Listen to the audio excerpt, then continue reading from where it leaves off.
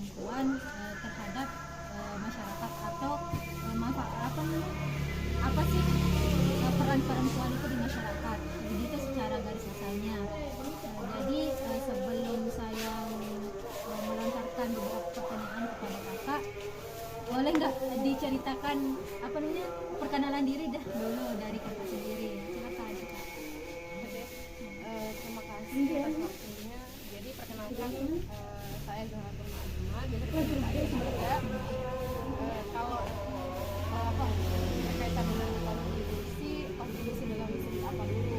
Karena saya terlibat sebagai perempuan dalam segala hal yang ada di desa itu mulai dari 2018. Karena saya bukan siapa-siapa dulu nih, sebelum saya mengenal yang namanya lembaga Yayasan Tunas Alam Indonesia. Pertama kali dikenalin sebuah organisasi itu tahun 2018 itu kan. Lama-lama baru dikenal oleh orang-orang desa nih, oh ini Zah ya gitu. Nah baru direkrut dalam kegiatan kayak misalkan kegiatan karakter budaya. Karena kebetulan di sini tuh perempuannya tidak banyak yang mau terlibat gitu kan. Kalau misalkan masalah-masalah pemerintahan dan segala macamnya jarang ada yang mau, meskipun ada beberapa dari beberapa desa, ayo peran pemuda perempuan ini belum ada yang kayak mengisi ruang kosong untuk perempuannya sendiri gitu. Karena memang kita perempuan itu nggak ada yang punya ketertarikan untuk itu gitu. Apalagi desa kami adalah desa tertinggal, belum berkembang menjadi desa teman baru gitu. Karena kita masih desa induknya itu di Sekotong Tengah, setelah mekar menjadi desa teman baru. Karena minimnya yang mau sekolah tinggi gitu ya, kalau udah lulus SD ya udah nikah gitu. Jarang ada yang kalau misalkan saya punya sekolah tinggi nih, saya harus jadi ini. Jarang ada waktu itu. Akhirnya kayak ayo kamu ikut gabung di karantina dan kegiatan kasih macam posyandu remaja perempuannya, terus kegiatan-kegiatan yang ada di PKK-nya. Jadi untuk kegiatannya kakak selama ada di desa ini yang sering atau rutinitas yang sering dilakukan itu apa kak?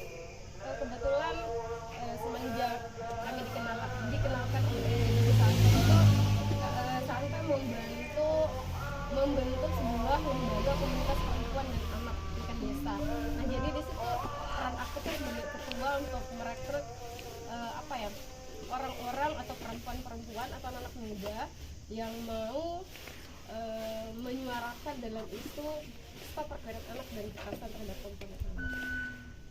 Itu secara rutin kapan aja? Kalau secara rutin pertemuannya memang ada sekali sebulan rutin. Cuma kalau misalkan kita itu isunya fokus terhadap kalau misalkan di semua dusun atau nggak salah satu dusun terjadinya perkawinan anak. Biasanya dulu kan perkawinan anak itu karena hukum undang-undang sama hukum agama kita kan berbeda ya, sangat bertentangan. Kalau hukum agama kita itu kalau udah menstruasi itu sudah boleh dinikahkan ya. Kalau menurut undang-undang sebelum 19 tahun umur perempuan dan laki-laki tidak boleh menikah. Nah, akhirnya kita melakukan sosialisasi melalui lembaga komunitas peduli perempuan dan anak ini kepada semua lembaga yang ada di desa, baik itu posyandu, kita gabung, kita melakukan jejaring untuk jalan dengan satu tujuan, yaitu melakukan sosialisasi kepada semua masyarakat dan tentunya dengan harapan warga masyarakat bisa tersentuh dengan informasi itu gitu. Dan akhirnya ketika tentunya berproses dulu kan, dari orang yang pro dan kontranya udah jelas ada gitu kan. Nah dengan seiringnya waktu berjalan, para orang nih atau masyarakat nih udah sering mendengar informasi tersebut. Ketika ada kasus perkawinan anak di dusunnya, mereka segera melapor ke kita dengan sosialisasi tadi itu kan. Iya. Kepala dusun dulu nih, melalui kepala dusun ini menerima laporan dari terbentuknya permana ini. Permana itu ada perwakilan dari masing-masing dusun gitu. Nah nanti perwakilan permana itu yang ada di dusun yang melaporkan kepada kita dulu sebelum Pak Kadesnya gitu. Ataupun masyarakat juga banyak yang menjadi pelapornya gitu. Dan kita juga nggak minim informasi informasi dari mereka. Begitu terjadinya perkawinan anak, mereka langsung lapor. Kita bertindak. Bertindaknya bukan suatu lembaga kami itu menyelesaikan, bukan, tapi mendampingi kasus gitu. Karena bukan ranah kami untuk menyelesaikan.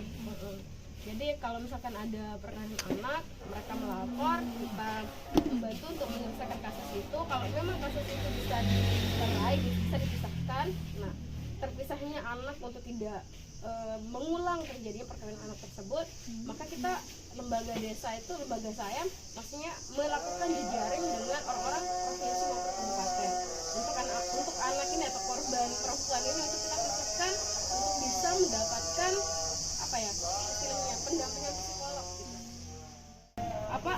Resiko dalam perkawinan anak ini loh rentan terjadi selain kematian ibu juga rentan terjadi perceraian di bawah umur yang notabene misal segala akses kayak dia pendidikan mereka terputus, mau berbuat lebih banyak juga terputus ya kan, dan mengakibatkan desa kita ini gak ada yang kayak gimana kemajuannya mundur gitu, gak ada kemajuan sama sekali. Dan akhirnya dengan terbentuknya lembaga ini yang dari 2017 itu saya mendapatkan data dari konselor desa itu lebih dari berapa data kemarin.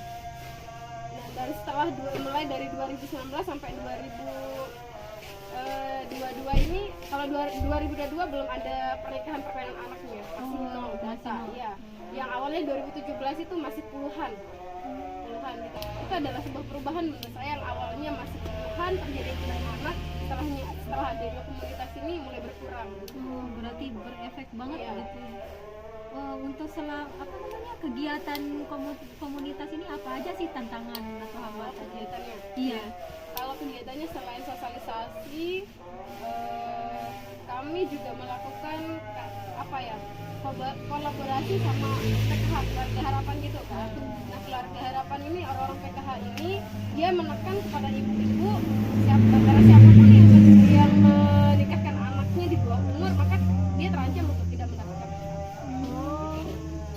terus kita juga menyebutkan kegiatan mereka itu, anak-anak ini kita membuatkan lembaga forum anak, bukan lembaga komunitas, forum anak gitu, yang digagang oleh KPPAD sendiri. Nah, di forum anak itu di masing-masing dusun itu forum anaknya merekrut mereka untuk berkegiatan, kayak misalkan ya bahasa Inggrisnya, terus di setiap event-event yang kayak misalkan ulang tahun desa atau entah itu kegiatan apa yang ada desa, kami libatkan selalu forum anak ini. Terus selain itu kami juga menyiapkan kayak misalkan membuat produk buku sebelah gitu. Terus kalau misalkan tahun baru itu, misalkan nih salah satu contoh, di tahun baru itu paling rentan anak-anak itu menikah kan. Habis keluar pasti pulangnya langsung nikah, karena tradisi kita yang memaling kan. Banyak menggampangkan orang-orang untuk menikah itu. Dan setiap tahun baru ya kami mengadakan camp itu, menghindarkan ya ini terjadinya pernikahan.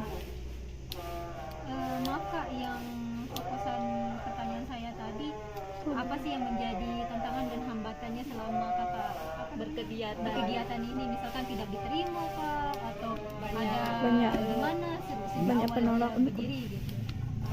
Kalau berbicara terkait dengan hambatan, seperti itu pasti ada. Mulai dari masyarakat sendiri, awalnya tokoh agama, tokoh masyarakat itu tidak menerima hal baru, maksudnya sesuatu hal yang baru mereka dengar, karena bertentangan dengan agama kita kan. Kenapa orang yang menikah itu dilarang gitu, sedangkan dalam agama ketika sudah ini diperbolehkan gitu. Kenapa harus ditunda? Kenapa harus pernikahan itu ditunda daripada dia berbuat zina? Iya, daripada mereka berbuat zina ya dinikahkan aja. Dia mau umur 11 tahun, dia 12 tahun, dinikahkan aja. Pertama kita turun sosialisasi pun kami tidak diterima. Alasannya dengan adanya komunitas seperti ini nih semakin banyak membuat orang melakukan zina gitu. Tapi kami terus melakukan kayak misalkan sosialisasi. Kalau misalkan kita tidak merubah mindset kita dalam hal ini, maka perkawinan anak maupun janda bakalan terus ada. Akhirnya saya memutuskan mengabadikan istilahnya forum anak itu memutus mata rantai. Masyarakat mendorong anak-anak muda untuk melakukan perkawinan anak, dan masyarakat sendiri yang memberikan stigma buruk terhadap janda. Dan kenapa tidak kita merubah mindset masyarakat seperti itu? Seperti kan, ya maksudnya pergerakan anak-anak komunitas ini baik loh untuk mencegah perkara anak itu. Dan sampai kita kepada teman-teman muda perempuan ini, maksudnya kayak ini ngapain sih cegah-cegah orang nikah? Kamu aja belum nikah gitu. Kamu mau perawan tua, sampai kapan kamu mau cegah-cegah anak orang? Biarin aja mereka nikah. Sampai kita dijat, sampai pernah ada kata-kata kotor dari remaja-remaja perempuan yang memang menurut mereka itu menikah itu tidak selalu di bawah umur gitu. Udah beberapa kali keluar sih, karena daerah intervensi atau desa intervensi santai itu ada 2 desa di Kabupaten Lombok Barat, Taman Baru sama di Sekotong Tengah. Tapi di Sekotong Tengah itu nggak tahu gimana ceritanya lanjutan PPAD-nya. Jadi yang sering keluar itu Taman Baru. Beda yang megang atau bagaimana tuh kalau di sana? Bukan beda yang megang, sama sih daerah intervensinya santai 2 desa kan, yang di Kabupaten Lombok Barat, desa sebelah sama di sini. Tapi yang di sana itu kayak mati suri, kita tahu ya, mati suri. Makanya yang sering dipanggil oleh pihak sekolah maupun SMA maupun SMK itu ya teman-teman Taman Baru. Karena kan kita di situ punya struktur kan, struktur lembaga atau struktur alur pengaduannya kita udah punya gitu ya. Misalkan kita pun turun untuk melakukan perkawinan anak itu bukan hanya sekedar ayo kita turun, enggak, kita punya prosedur gitu.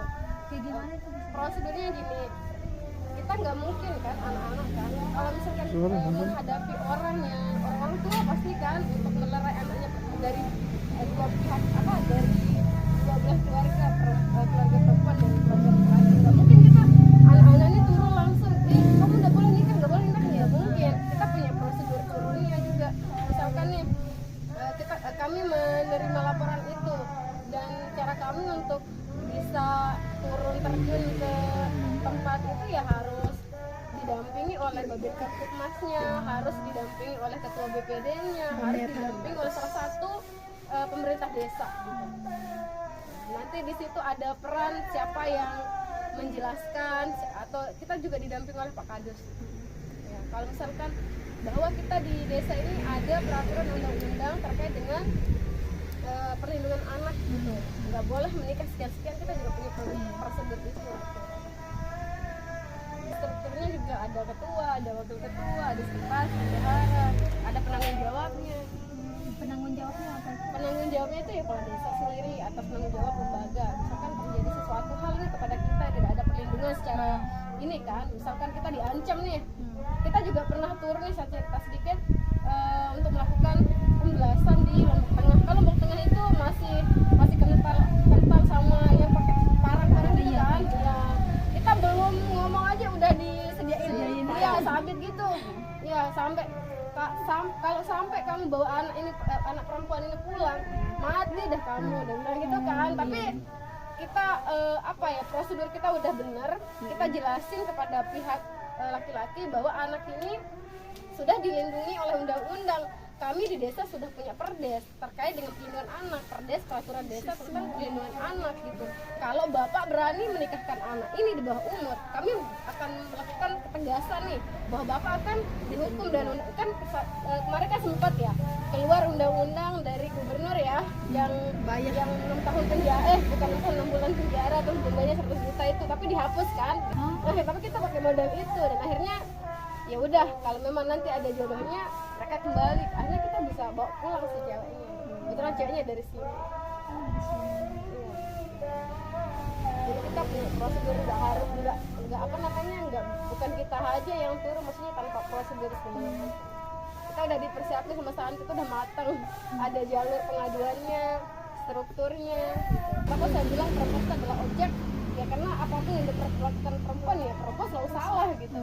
Dan salah satunya perempuan itu selalu dibilang kodrat perempuan itu ya menyuci di kasur, di dapur, padahal kodrat perempuan itu bukan itu menurut saya. Kodrat perempuan adalah menyuci, melahirkan, apalagi satu iya menstruasi itu adalah kodrat sejati perempuan. Jadi ya pesan saya buat perempuan perempuan khususnya atau anak yang lainnya untuk tidak melakukan perkawinan anak sesuai dengan isu yang dikembangkan oleh KPD sendiri, yaitu pesannya untuk tidak memutuskan segera untuk melakukan perkawinan anak, karena belum tentu apa yang menurut insting kita itu bahagia belum tentu juga pada akhirnya setelah nikah itu bahagia. Kayak misalkan kita banyak yang kayak melihat orang lain tuh bahagia, kayak bahagia ya kehidupan rumah tangga orangnya gitu. Tapi ya pesan dari saya yaitu untuk tidak segera memutuskan untuk tidak menikah, maksudnya menikah sebelum matang gitu ya, sebelum matang, baik itu dari finansialnya, dari kesiapan mentalnya, itu sih pesan. Terus kalau pesan ya buat teman-teman yang maksudnya belum ada kesiapan untuk itu ya mari belajar. Maksudnya kalau dulu tuh ya ada kata pepatah yang kayak misalkan bijak banget gitu, raihlah baju sarjanamu sebelum meraih baju pengantin. Dulu aja sebelum direkrut di santai, diajak berkegiatan di santai juga, saya juga tipikal orang yang cuek sama lingkungan sekitar. Artinya ya udah kalau misalkan ada kabar orang menikah ya udah biarin aja menikah gitu ya, bukan urusan kita gitu kan. Tapi setelah dikenalin santai kayak santai ini ngapain sih, kayak ini larang-larang orang nikah gitu. Dan setelah dikasih penjelasan bahwa dampak segala macam selain fisik secara ini, oh ternyata kami itu harus bermanfaat untuk orang gitu kan. Kebetulan direkturnya itu dekat sama anak-anak muda gitu kan, jadi lebih ini sih.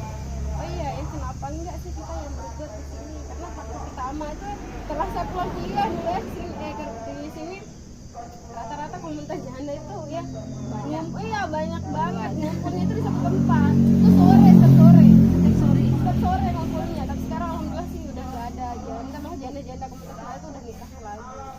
Apakah ada tips dari kakak yang bisa kita gunakan untuk program di desa kami yang seperti kakak sekarang ini jalani?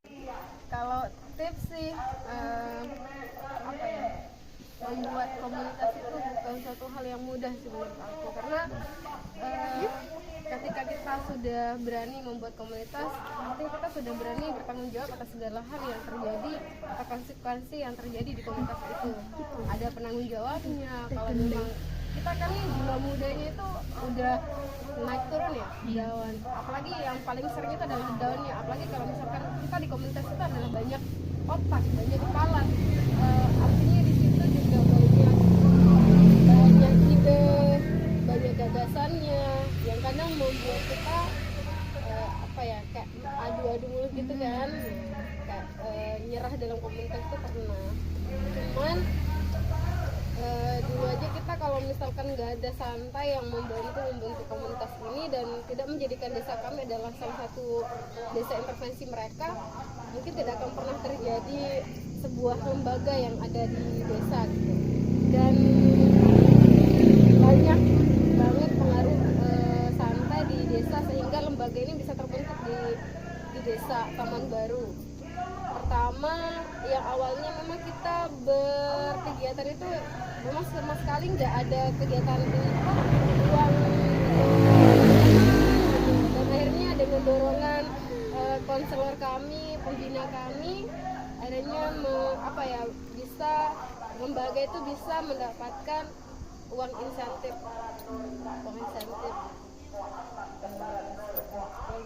yang disisihkan dari dana desa. Berarti tetap Ya. Terus untuk berkegiatan pun kami didanai oleh desa. Kalaupun memang nggak ada dana dari desa sendiri, kami berupaya untuk membuat iuran untuk bisa berjalan. Kan kita turun sosialisasi itu nggak dekat kan. Misalkan nih misalkan kita perempuannya dari desa Taman Baru, lakinya dari desa seberang, itu kan kan jangkauannya jauh, iya jauh, jadi kita butuh uang bensin dan segala macam gitu. Dan kita mau nggak mau ya harus melakukan iuran sebelum dana desa itu diberikan kepada warga. Kalau iuran itu berapa Pak? Kalau iuran itu per bulannya 5.000, karena kan kita tidak bisa membebankan kepada anak-anak kan. 5.000. Jadi ya saran untuk teman-teman untuk bisa mendirikan sebuah komunitas di desanya, sebelum itu juga teman-teman harus menggandeng suatu lembaga yang maksudnya yang berupaya sama dengan apa ya, komunitas itu, dalam komunitas itu isu apa yang mau diangkat. Saja sih saran dari saya, bisa mencari lembaga yang memang sesuai dengan isu yang kita angkat di komunitas. Karena biar bisa berjalan juga kan. Kita aja nih udah sampai berapa tahun, 2022 ini kita masih ada kesulitan untuk bisa mempertahankan gitu, karena teman-teman yang seumuran saya tuh mau nggak mau ya harus nyari kerja, ada yang jadi tulang punggung keluarga ya harus nyari kerja di luar. Terus siapa yang menjadi penanggung jawab untuk bisa bertahan sampai saat ini gitu. Itu yang kita sebut dengan regenerasi tadi, untuk bisa membantu teman-teman yang sebut tadi untuk bisa membantu dan mempertahankan menggandeng lembaga lain untuk bisa berjalan komunitas yang